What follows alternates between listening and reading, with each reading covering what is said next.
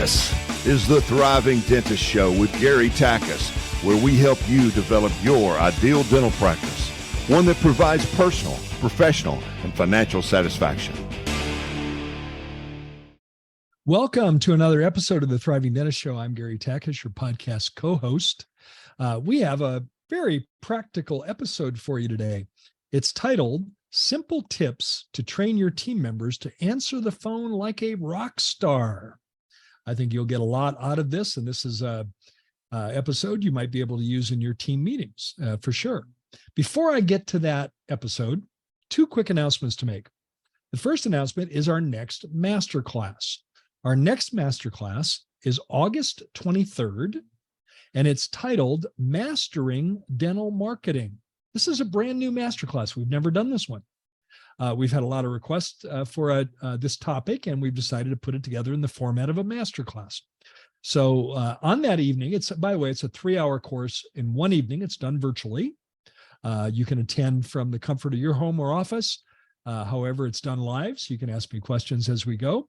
And it's all designed to help you master the art and science of dental marketing in 2023 and beyond. We'll share lots of great tips with you about how you can attract not only the number of new patients, the right number of new patients that you need every month, but the quality of those new patients as well, allowing you to do more of the kind of dentistry that you would like to do. If you're at all interested in dental marketing, you're going to enjoy that masterclass. To register, go to thrivingdentist.com/masterclass. And that's coming up again, August 23rd, 7 to 10 p.m. Look forward to seeing you then. The second announcement I have is we have a new top clinical tip, a new contributor today. Her name is Dr. Luba Borakova. And she is going to share a great tip with you. I think this would benefit any of our listeners. How to test if your patient is numb. Great tip here from Dr. Luba Borakova.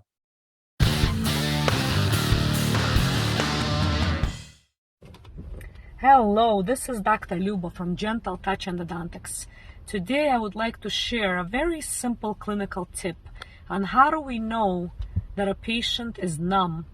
So whenever you get a case where a patient has an irreversible pulpitis and they have severe sensitivity to hot and cold, and mainly cold, how do you know that after you numb them that you can go ahead and start drilling? I usually do something very simple. I take a cotton pellet and I put some endo ice on it, and I put that on the tooth. And if I see that that the patient is numb, that they're not feeling the cold, then I know that we're ready to go. If I see that the patient is still feeling has a little bit of sensitivity to cold, to that cold, pellet, then I will usually give him some more numbing. It's a very simple tip, but it really has helped me a lot in the past. So good luck, and I will try to give you some more clinical tips. Have a nice day. Take care. Bye-bye.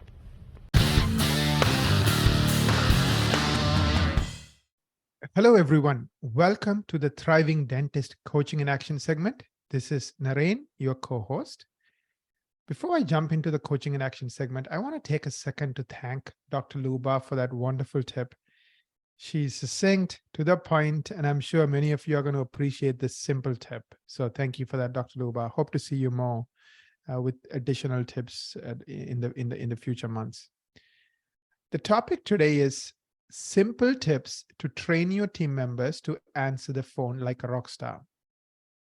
As many of you know, I run a marketing company. I'm the CEO of Equa Marketing, and Gary runs a coaching practice. The Thriving Dentist coaching program. And one of the things we get to do for mutual clients is we spend 20 hours listening to phone calls and helping them improve how they're answering the phone call. This is a true story. I have a client who has been with me for 10 years. Of course, in the first 8 years, Gary was not in the picture, or maybe the first 7. But then since Gary started offering his coaching program along with call training, we suggested that he join Gary's coaching program and, benefit from this call training. The first thing Gary and his team discovered is that he's only converting 35% of his new patient calls. Now, I'm not going to sit here and sugarcoat and tell you that this was easy. It took a while, several months, but today they are converting, 78%, 85% of their new patient calls. Define And this is the conversion. big practice. Define conversion. Yeah, conversion is of the new patient calls you're getting, what percentage of them are booking new patient appointments, right? I'll give you actual numbers. In this particular case, this practice is getting more than 100 new patient calls. That means before the coaching, they were converting or they were booking 35 new patient appointments. Now they are booking 78 new patient appointments, 85 new patient appointments. This is like a game changer. I mean, it totally changed the practice. And I remember this particular client telling Gary, I don't even care about the other stuff. Just this alone pays for my coaching 10 times over. Like, thank you so much. He has become a good friend of Gary's and really appreciates, all the training and all the focus on this activity. So Gary, I think I appreciate you bringing that to your listeners. You have, almost 40,000 listeners in 183 countries. So I think everyone should be paying close attention to every word out of your mouth today. Well, Naren, call recording and call training has been part of my work as a coach since the very beginning. And I've discovered how important it is. It's absolutely critical. I've even said rather controversially that doctors, if you're not recording your calls, you have absolutely no idea what's being said on the phone. And I believe that based on what I've heard. I've listened to tens of thousands of calls. And it's a very important exercise is to actually listen to calls and then provide your team members with some call coaching and call training so they can get better. And Naren, you shared a wonderful example, and I'll share another one. A coaching client of ours, of mine, said, Gary, I need more new patients.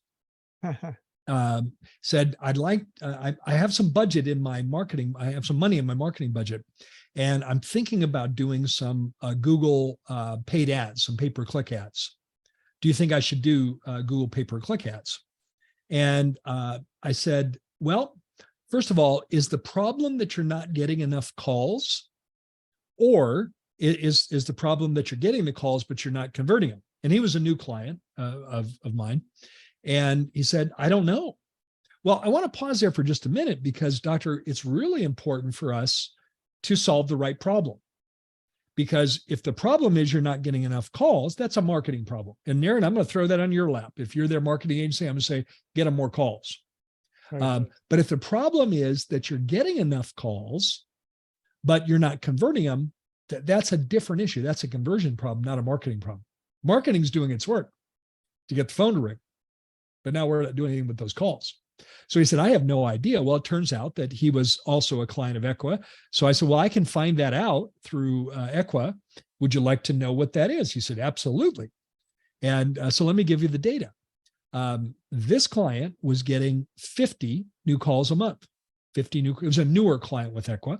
He was getting 50 calls a month, and he was converting 25% of them. 25%. He was getting 12 new patients a month. By the way, let's benchmark that for just a minute. Here's the benchmarking I want to provide to all of our listeners. We've created the benchmarking around this. How do you know if you're successful? By the way, you have to use a different grading scale than the grading scale that we're familiar with, from our elementary school days. Here's the grading scale that I would suggest. 70% or above is an A on the report card. 60 to 70 is the B range. Closer to 70, more like B plus. Closer to 60, more like B minus. And then 50 to 60 is a C. Closer to 60, more like C plus. Closer to 50, more like C minus. Does that make sense, Naren? Absolutely. And so he was at 25%. And I always tell my clients anything less than 50 is failing. Well, he was failing with a capital F. Well, we did some training with his team. And by the way, I asked him, I said, by the way, Doc, how much training have you done with your team on the phone? He said, all together? I said, yeah. And he had a good sense of humor. He says, all together, that would be zero. None, which is If this applies to you as a listener, just take heed because it's probably common. And the particular client that I was referring to, he had trained the team, but it was a few years ago. And he assumed just because they were trained 3 years ago, they're going to be rock stars today. And that was not the case. And he had some new team members in between. That's true. They hadn't gotten the training at all. So this is not a one and done exercise ever.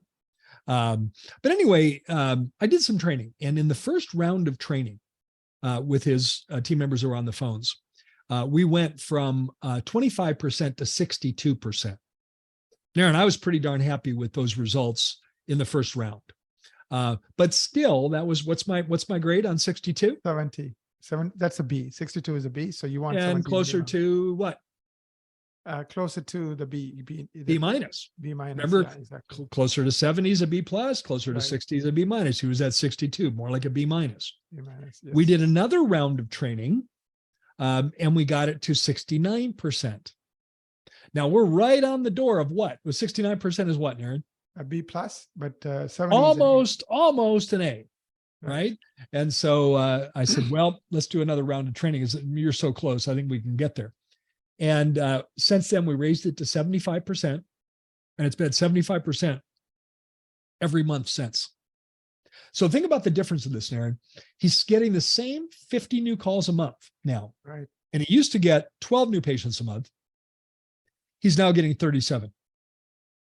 Did he? And by the way, we haven't spent any money on Google pay-per-click ads. None. But don't feel bad for Google. You cost him zero. You literally zero. Don't feel bad for Google. They're going to be okay without his ad money. They'll be okay. No tears shed on Google. Okay. So he tripled his business without spending a dime. Without spending a dime, simply by by training. So Doc, I love that you shared that episode, the example in your client base, and I shared one, for mine. Those are the kind of things that we see. One tip that I would have right away is, doctor, get the information, get the data. Right. Get the data, because you may assume, oh, well, Susan's been in dentistry for 30 years. She knows how to answer the phone. Based on the sheer volume of calls I've listened to, I'm going to say maybe not. Get the data and find data never lies. And what happens is the patient, the team members who say, I'm doing a great job, assume everyone they didn't book is a bad patient. It's like that name they give that patient. And because they're a bad patient, I actually did you something good by not letting them come in, right? That's their justification. Yeah. So yeah, I booked all the good patients. So yeah, I'm killing it. But you don't have enough new patients. Doctor, one of the hats that you need to wear as a practice owner is the hat of a manager. Right. You've got to manage your practice. And Peter Drucker, some of you will recognize the name. If you don't recognize his name, Google him. He's considered by many to be the father of the art and science of business management. Right. Peter Drucker famously said, you can't manage what you don't measure. Right. So if you think your calls are just fine, they may not be. Now, let me share one more tip that I'd like you to know as well. And that is, I'd like you to know what % of the calls that come in during business hours go unanswered. What % of the calls that come in during business hours? Now, I have a client recently that we were able to get that data for him. And I said, how do you think you do at answering the calls during business hours? He goes, Gary, I think we're doing really well. Really, really well, because I've got enough phone lines. We've got enough team members. I've got cross-trained team members over here that if they hear the phone ring more than twice, they jump to answer the phone. I think we're doing really well. I said, well, I can get the data for you. Would you like to know how you're doing? He said, yeah, but I think it's going to confirm that I'm doing really well. And we looked at it over a 3-month period of time. So it wasn't just a 1-month exception, but it was done over 3 months, which is a long enough time to give some credibility to the data. Yes. And this office was missing 42% of the calls during business hours. And I want to emphasize during business hours, because if a patient calls at midnight, I'm okay with that going to voicemail. I think you would be too, Naren. Yes, of course. But if it's during business hours, we want that call answered. So one of the best ways you can increase your success with the phone is wait for it, answer the phone. Answer it. Exactly. Do you know what your data is around that? before you just, open up the checkbook and start spending money on Google ads, you might want to answer those 42% of the calls you're not getting. Exactly. So we got to look at that too. But now let's get to some tips to help your team members be real rock stars at this. One is at the beginning of the call, get the caller's name. Now, I know that sounds fundamental. It's like you're saying, I know my team members do that. But I have, in this past week, done a lot of time with clients on listening to calls. And in very sophisticated offices, they weren't doing this. They weren't getting the name. Oh, by the way, my name is Carly. Who am I speaking with? Naren, it's great to meet you by phone. I can't wait to meet you face to face. So number one, get their name. And this is human nature, fundamentals. Dale Carnegie, who wrote what many people consider to be the textbook on human behavior. Yes. What's the name of that book, Naren? How to Win Friends and Influence People. How to Win Friends and Influence People. Wouldn't we like to think that that's your job when you answer the phone? I want to win a friend and I want to influence a person by making an appointment. 100%. So in very sophisticated offices, they weren't asking the name. Oh, by the way, my name is Carly. Who am I speaking with? Naren, it's so great to meet you by phone. I can't wait to meet you face to face. And that leads me to the second tip. Make a positive statement about the call. Make a positive. I'm so glad you called. We welcome new patients. You called the right office. Think about those as phrases you can put on your hip pocket. By the way, my name's Carly. Who am I speaking with? There's a phrase on your hip pocket. Right. Another phrase is, because they'll ask, do you take new patients? We love seeing new patients. I'm so glad you called. Let them know that. Right. It's nice to meet you by phone. I look forward to meeting you face to face. All of that is setting up expectations, positive expectations. Right. So put those phrases on your hip pocket, not necessarily scripting, but put them on your hip pocket and use them when appropriate. Now, so tip number one is get their name. Tip number two, make some short positive statements about your practice. We love new patients. You called the right office. Think about that. Great to meet you by phone. Can't wait to meet you face to face. That's an assumptive statement. Of course, I'm going to get to meet you face to face. Why in the world would you want to go anywhere else? I mean, that's not said, but that's the messaging. Right. And that's what they hear. What they hear is the welcome mat rolled out.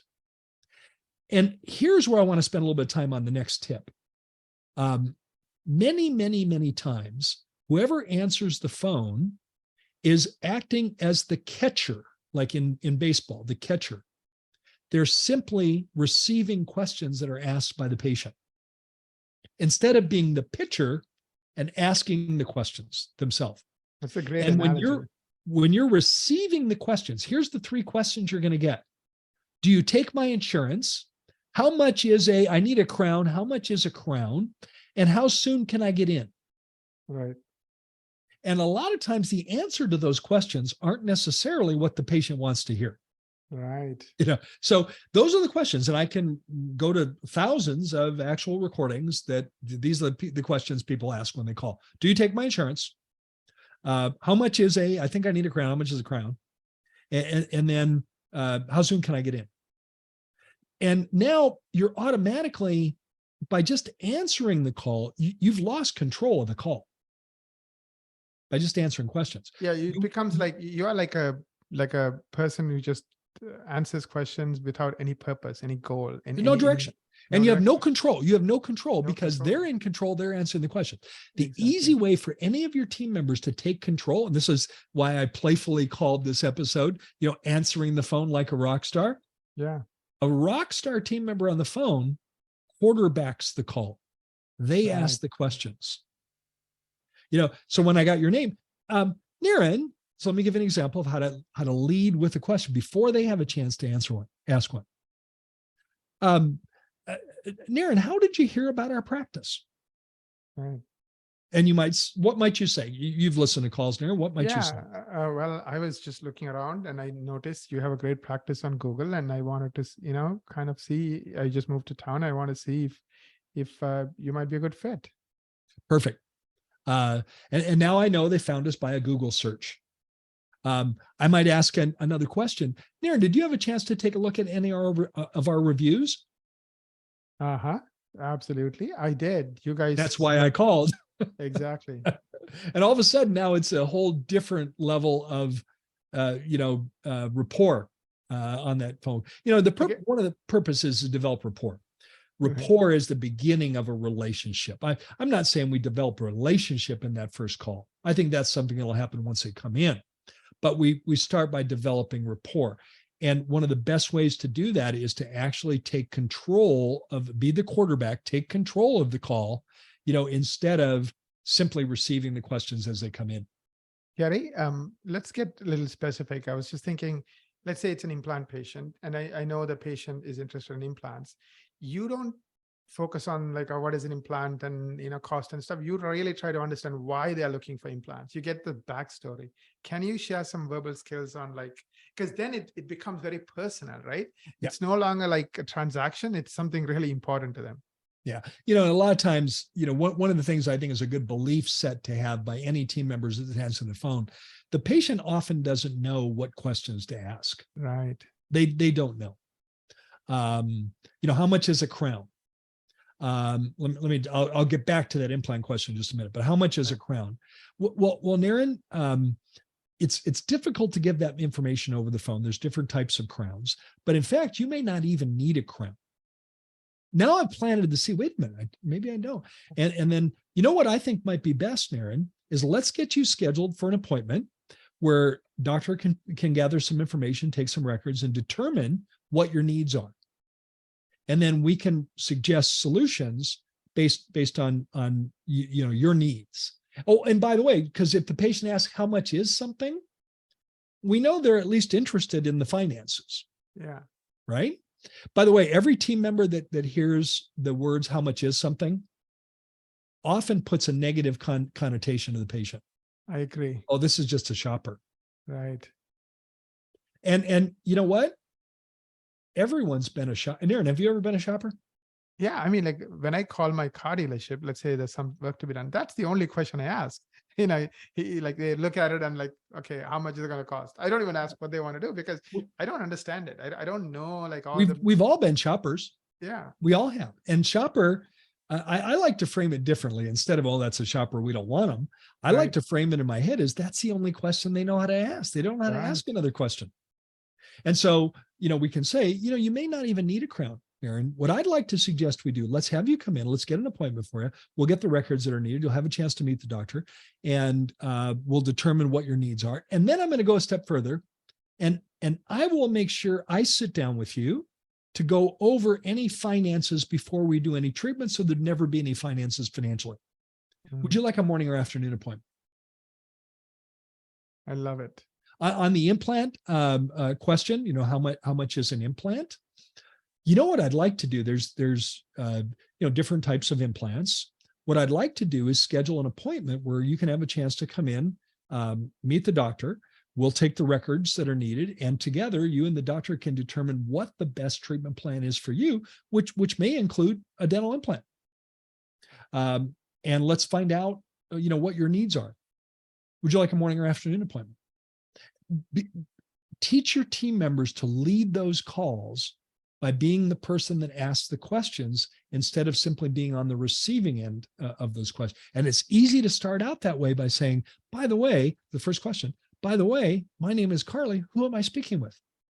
And instantly, it automatically, it's almost like you did a 180 in term 180 degree opposite in terms of now you're asking the questions instead of being on the receiving end of the questions. You are controlling the conversation. You are controlling where the conversation is going, as opposed to you have zero control and it's a hit or miss. I mean, like you said, in both the examples we shared, mine was 35%, the other was 25. That's what happens when you don't take control.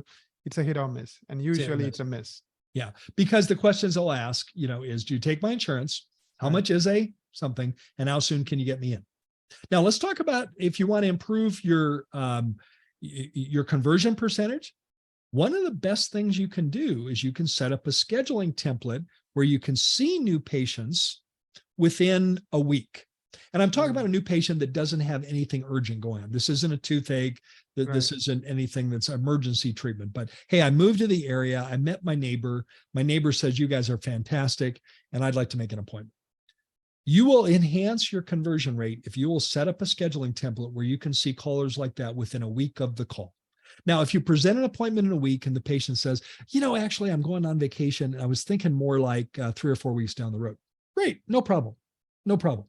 But present an appointment within a week and set that up by setting up a scheduling template where you can accommodate new patients. Pre-block new patient appointments, whatever your volume is of new patient appointments. Use scheduling blocks to reserve those for new patients.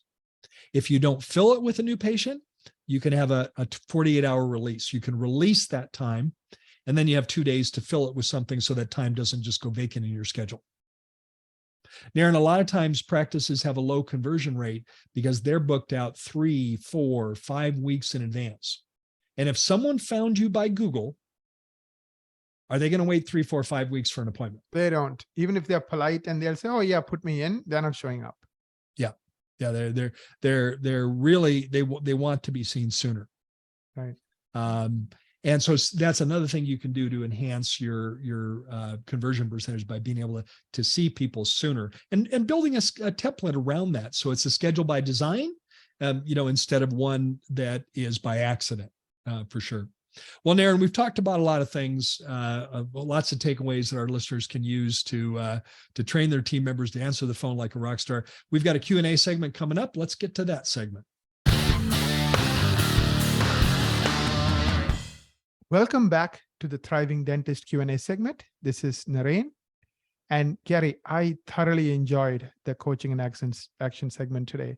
Simple tips to train your team members to answer the phone like a rock star. I have 4 questions for you from our listeners. Let me ask question number 1. I really like your approach of doing regular call review training with my team members. How often do you recommend doing this training? Well, I wanted to talk about that in the coaching and action segment, but I knew this question was coming, so this is a good time to cover that. Doctor, another tip that I recommend is that you do regular call training by listening to calls. And the format that I suggest you use is I want you to pick 6 calls that came in over a period of time. Pick 4 that are good calls that you can compliment your team members on good things they did. Pick 4 that are good. Pick 2 that need work. 2 that need work. Now notice the ratio of those. I'm complimenting twice as much as I'm correcting. When we do the call training, we're going to play calls. You're going to play a call, and then you're going to hit pause, and you're going to coach. And on the first 4, you're going to point out positive things. Carly, your tone of voice was fantastic. Listen how friendly you sound. Carly, you got her name right at the beginning of the call. Way to go. And I'm noticing that you are the one answering the questions. That was fantastic. So compliment them on things that they're doing well. And then by the time you get to the 2 that need work, you have the right to, critique some that need work, but it's effective because you've complimented them twice as much as you've provided critique. So you want to make a safe environment. You want it to be fun. No one likes to hear the sound of their voice. By the way, the first time you do this, "Oh, I hate how I sound." They're going to say that. But as far as to answer your question specifically, in the beginning, I recommend that you do that once a week, call training once a week. It can be 15 minutes to go through 6 calls, 20 minutes to go through 6 calls.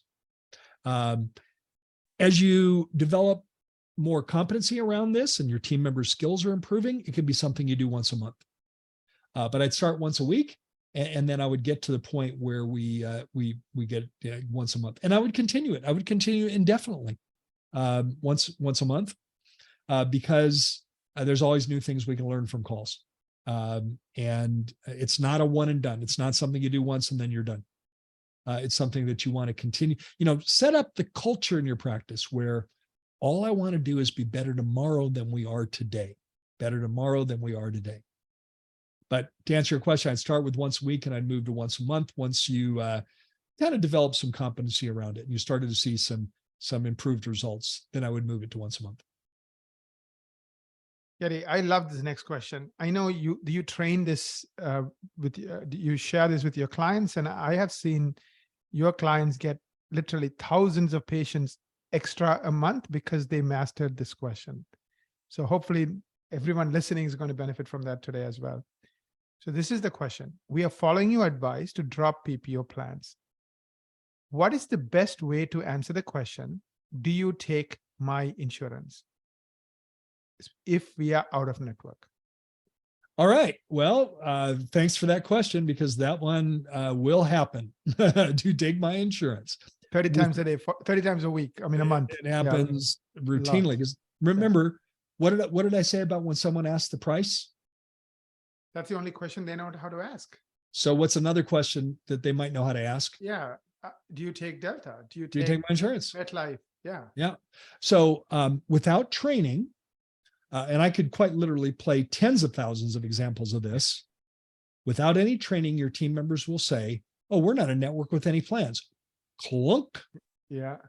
So now the marketing worked because it got the phone to ring, but the response and the conversion failed. Exactly. So much better way to answer the question. I'm so glad you called. My name is Carly. Who am I speaking with? Naren. Naren, it's great to meet you by phone. I can't wait to meet you face to face. We welcome new patients in our practice. Let me answer your question. Maybe he said, I have Delta insurance. Naren, although we are not contracted with Delta insurance, you can absolutely choose our office for your care. You can select our office. Whatever Delta benefits you have, you can use them in our office.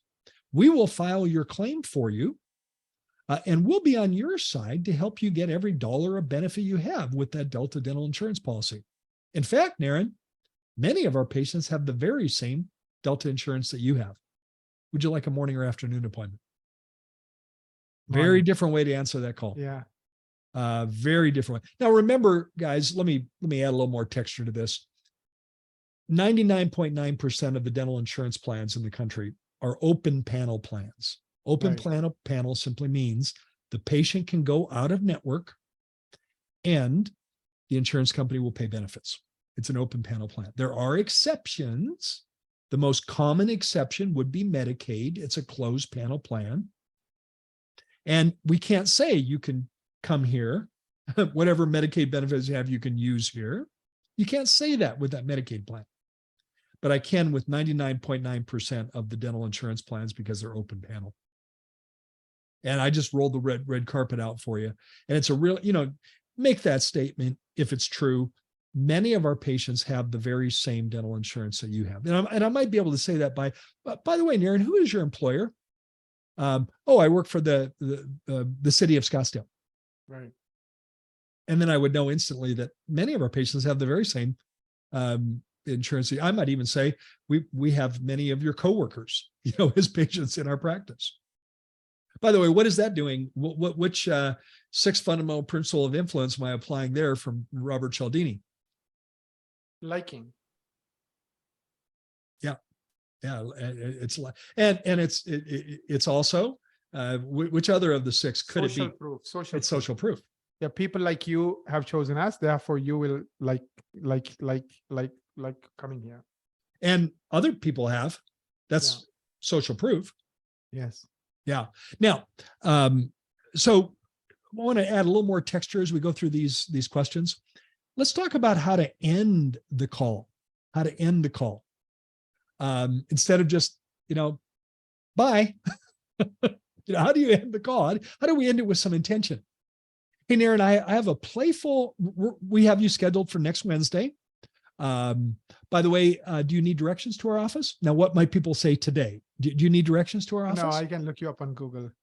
I have Google Maps. Google Maps, yeah, exactly. Okay, great. And Naren, I have a fun, playful homework assignment. Before we see you next Wednesday, would you please go to our website and go to About the Doctor page? You're going to be seeing Dr. Paul next Wednesday, go to the About the Doctor page and discover a little bit about Dr. Paul before you come in. I think what that's going to do is going to help you understand why you've made such a great choice to visit our office. Hey, we can't wait to see you next Wednesday. So give them a play. They may or may not do that. But guess what they might do while they're on your website? They might read more reviews. Exactly. They might see the before and after. They might be like, oh, my teeth are crowded. They go to your Invisalign page and they love the work you have done with Invisalign. Hey, let me direct you to About the Doctor page. You'll see it on the tab up there. And just take a look at that. I think what you'll discover is that you've absolutely made the right choice. You're really going to enjoy Dr. Paul and our entire team. Thank you, Gary. Lead with intent. Finish the call with intention. Right. Leave with intention. So there's something next step. Yep. I know one of the tip you always share is just because you do this, it doesn't end. You also suggest that you remind them using technology, text, etc. Right? So they do show up. Can you touch on that, Gary, before I go to the next question? Yeah, and this is something we do with existing patients. And we let them know how we stay in touch with them. We ask what is your preferred method of communication? We can text you, we can send you an email, and we can pick up the phone and call you if you prefer. What's your preferred method? I don't have the exact statistic, but I want to say it is massively one-sided. Text. What do most people say today? Text. Let me make sure I have your current cell number so we can send you text messages then. Right. Yeah. And then I've got them queued up in the method that they are most, that they prefer. Now, there are patients that will say, I'm kind of old school. I actually like phone calls. Yeah. Guess what? We can call you. Yeah, exactly. We can fit it to them. And there are people that in the middle, they like the emails, and let them know, great. I want to make sure I have your current email address. Watch our email. We'll send emails as well. Perfect. Let me ask you question number 3, Gary. I love these tips on improving how my team members are answering these calls. Another issue I would like to solve is how to get more new patient calls. Any suggestions? Well, again, remember in the example I gave, I asked the doctor, is the problem that you're not getting enough calls, or are you getting enough calls, but you're not converting them? And remember, his answer was, I have no idea. Right. So get the data first. And if the problem is you're not getting enough calls, you can actually do the arithmetic. You can do the math to figure it out. Naren, if you're going to do my live math here. Let's say an office wants 30 new patients a month. Right. And they have a 70% conversion rate. They're an A on the report card. Mm-hmm. How many calls do they need a month to consistently get 30 new patients, assuming they stay at 70% conversion rate? I think they need, let me do the math. 40 times 70 is 28. Yeah, 40. Maybe a little bit more than 40, 42. So 42 new calls a month. Yes. At 70% will give them 30 new patients a month. Right. You're spot on. You did the algebra backwards. Right. So if you're not getting 42 new calls a month, then it's a marketing problem. Exactly. And we've got to solve that with marketing solutions. So I'm going to flip it to you, Naren, since you own a marketing agency. Let's say that office is only getting 30 new calls a month. Yeah. And they need 42. They'd have to close 100%. They'd have to have 100% conversion rate. If they're only getting 30 new calls, they want 30 new patients. What would you advise them to do? Great question, Gary. I think let me take a minute to kind of explain the marketing dynamic, right? So you can, of course, 90% of the patients today are coming from digital marketing, not traditional marketing. So let's assume we are going to pick something in digital. Your choices are SEO, which is how do you get into the top 5% that gets 95% of the free traffic, or Google Ads. The only challenge with Google Ads is 2 challenges. One is it's 5 times more expensive than SEO, as well as the average person only spends 15 seconds when they come through ads versus through SEO, they'll spend 90 seconds. So that's your second choice. Third choice is social media ads. And fourth choice is organic social media. Now, social media is even more expensive and the average time is even less. Organic social media, if you are a celebrity type, you love doing content, videos like 3 a week, then hey, it's for you. But my experience is 1% of doctors typically are in that category. So if you're not in the 1%, you really have SEO, Google ads, and social media ads. I believe in like doing the least cost, the thing that cost me the least, and then maximizing that and then going to the next one. So first question is, are you crushing SEO? Are you in the top 5%? Are you ranking for 100 or more keywords? If the answer is no, focus on that, like dominate, because who doesn't want patients that are 1/5 the cost and better patients than the more expensive ones, right? So that's what I would recommend. So I guess to dominate SEO, there are 6 things you have to pay attention to. We'll put a link to a podcast where I go through those 6 things. And then see where you stand. So, I mean, I would suggest maybe a marketing strategy meeting. It's personalized. We do this at no cost. We literally review this and give you strategies that will work best for you. And also we give you a plan, like regardless of whether you're in the top 5% or not, what you need to do to get into the top 5%. I would completely agree with your comment about the best marketing spend today in 2023 is organic SEO. Right. And I have this not only at LifeSmiles, but in my client base. My clients are spending less than they ever have on marketing, getting better results than they ever had in marketing by really knocking out of the park with SEO. Especially for those that are going out of network, because if you're in network, you think of it as patients coming from Delta. They're coming from Delta. You're listed in their directory, and someone went to that directory to find a dentist. And, that can produce new patients. However, it comes with a really high tax, the 45 to 50% adjustment that you have to make, that you hand Delta for providing you a patient. You could spend I want you to think of your insurance adjustments as a marketing expense because you're paying Delta to provide you those patients. You could pay a fraction of that and develop a comprehensive marketing plan to master organic SEO and get a much better result. And you can attract people that don't necessarily have an insurance mindset. You can get a good patient from Delta or Travelers or Blue Cross Blue Shield or Aetna or MetLife, but many times they arrive with baggage. And the baggage they arrive with is an insurance mindset. I only want to have this done if it's covered by my insurance. Where if they found you because of Google, maybe they found you because they realized that you have advanced credentials.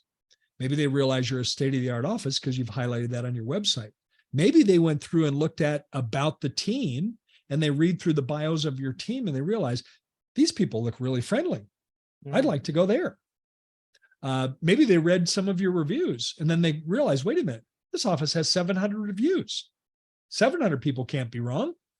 That's my office. They're choosing you for completely different reasons.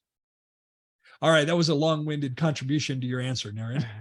Thank you, Gary. Yeah, so if you want to book that marketing strategy meeting, we'll put a link. It's equa.com, ekwa.com/MSM for marketing strategy meeting. It's complimentary. Get that plan and then decide what you want to do with it. Let me ask you question number 4, Gary. This is my last question. I have started doing call review and call training with my team members, and I'm noticing that they're making the same mistakes even after we have discussed a better approach. How should I handle this? This is a tricky one. Okay, great question. And doctor, thank you for the transparency of your question. Hey, doctor, get over it. Get over it. I can't tell you how many times I provided training and we go back and we do the next round and they're making the same mistakes. Get over it. Stick with it until you get the result. It's human nature. If you have a team member that's been doing something a certain way for so long, it's hard to break old habits. It's hard to break. So be gentle. Use your emotional intelligence. So I tell you what I'm not going to do. I'm not going to say, Linda, last week, you did the same wrong thing on the call, and here it is this week, and you're making the same wrong mistake. When are you going to start to improve? I'm not going to do that. You're not going to do that? Okay. I'm not doing that. Not doing that. Use your emotional intelligence. Understand that old habits sometimes are hard to break, and reinforce what you want them to do. And at the end of that next week, ask the question, Linda, what are you going to do this week based on what we've talked about in today's training? What are some things you're going to work on? Mm. and just pause. And she might say, well, I'm going to start getting their name. Mm. I'm going to remember to ask questions rather than just fielding them. Right. And I'm going to close with directing them to the About the Doctor page on the website. Awesome. Awesome. But this is human nature. And it's not a bad team member. It's not someone that's not trainable. It's just, you just haven't, I'm going to add a little adjective. You just haven't succeeded yet. I hope that's helpful. This is a big part of the work you do, Gary, in coaching. I remember this one client, he was like about to blow a gasket because he knew this team for a long time and he trusted them and he felt betrayed because they were not doing a good job. And then it took a while to turn things around. And I remember like you really worked with him to really help him like see things differently. Well, I'll end in a playful reference here. Most of you know my voice. Well, some of you may know what my image, what I look like. And when I started in this profession, I had a full head of hair, but I pulled a lot of it out in the beginning out of frustration because it was repeating some of the same things. Okay, I'm being playful with you, but Doc, get over it. I don't know of anything that is one and done. Doctor, think about it for a minute. How was your first crown? Right. How was the first crown you did in clinic in D3 in dental school? Think about that for a minute. And by the way, you're hopefully your dental school instructor didn't berate you on the quality of the crown. It might have happened. Depends what dental school you went to. That might have happened. Hopefully it didn't. But hopefully your dental school instructor said, okay, let's here's some things that I can point out that you did well on that crown. Here's some things that you can use some improvement on. Let's take a look at the next one and see how you do. What are you going to do differently on the next crown? Right. So just get over it, realize that that's a common situation, and old habits die hard sometimes. So stick with it and be encouraging. And I will tell you that if you can compliment your team members, you'll be more successful because they'll be more receptive of the critique when you've complimented them first. So find something to compliment. Your tone was really good. It sounded really friendly. Now let's work on what you're saying.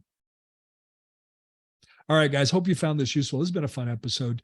Naren, thanks for co-hosting this episode. Thanks to you and your team at Equa for not only supplying LifeSmiles with the number and quality of new patients that we love, but all that work you do with dentists all over the country as well. Also want to thank our listeners. We appreciate each and every one of you here at the Thriving Dentist Show. I do have a favor to ask.